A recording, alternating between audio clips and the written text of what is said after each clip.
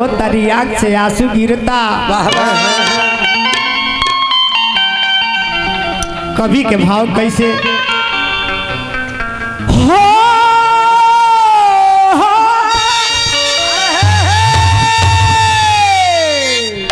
किया चल भीज गइल बा नयनवा के नीर से कि कहती हर रघुवीर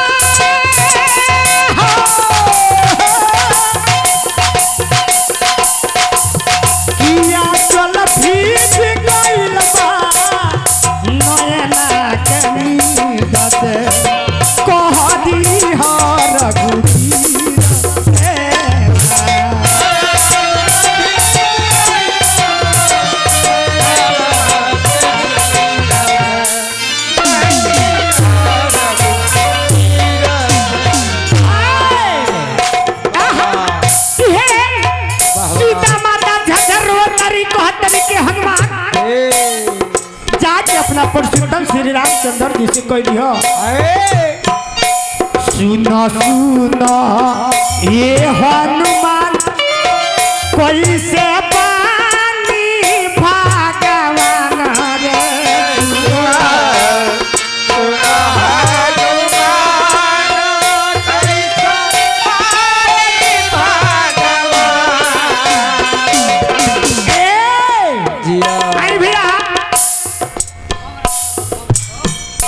हनुमान जी के वंदना पर खुश के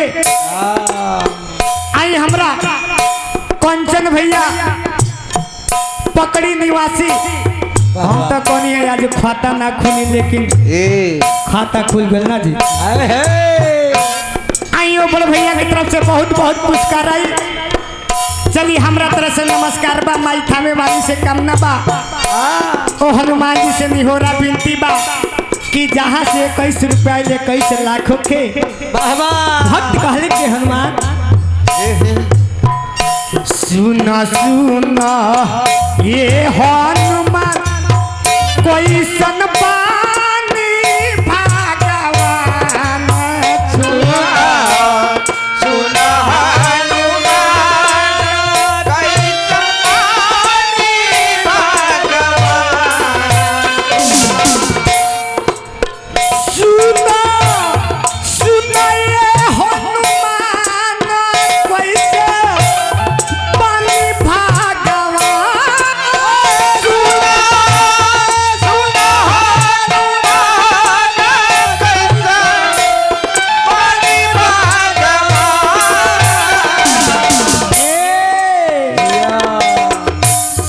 माता कह तरीके हनुमान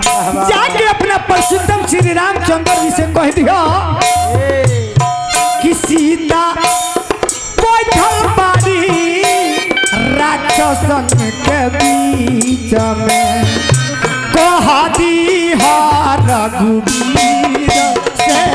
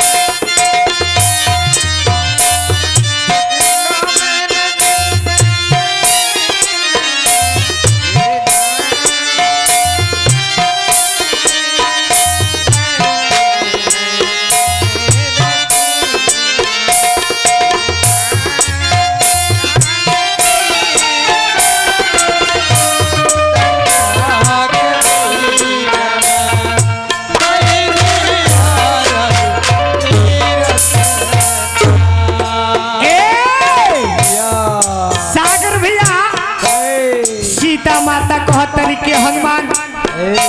जौने बेरा जंत हमरा पैर में चोट मरले ओ बेरा भगवान के बर्दाश्त ना भई आ हमरा लंका में ले इतना दिन हो गई का तरे हनुमान जी के तरे तहर परशुद्धम श्री रामचंद्र जी अयोध्या में के तरे हमारा बिना रह गई बनी सीता माता कह तरीके हनुमान यही तो मरल जहिया चोच मुहावा आलाउना के नो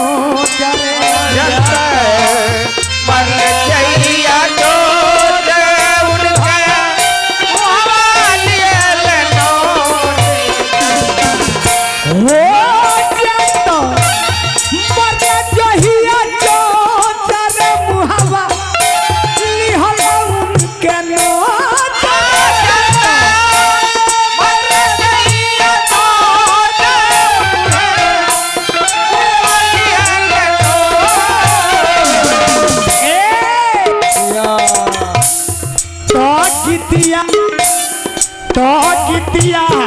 लिखल है सुख नंदन यही रखे